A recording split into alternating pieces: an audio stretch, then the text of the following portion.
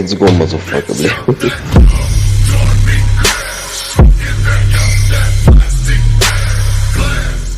Hello guys, இன்றைக்கி கேமுக்குள்ளே Deepavali ring event அப்படின்னு சொல்லிட்டு அந்த ஒரு 4 பண்டலை கொண்டு வந்துட்டானுங்க.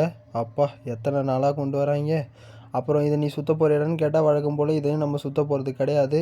ஏன்னா இதில் நமக்கு ஒரு பண்டல் ஏற்கனவே இருக்குது. அப்புறம் ரிங் ஈவெண்ட்னாலே முதல்ல சொன்ன மாதிரி டைமண்ட்ஸ் எல்லாம் பிடுங்குற ஈவெண்ட்டு.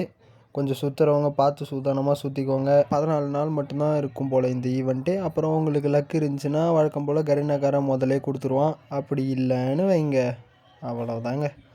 உங்கள் தலையில் இழிச்ச வாயன்னு எழுதி ஒட்டிருந்துச்சுன்னா சோழி முடிஞ்சு.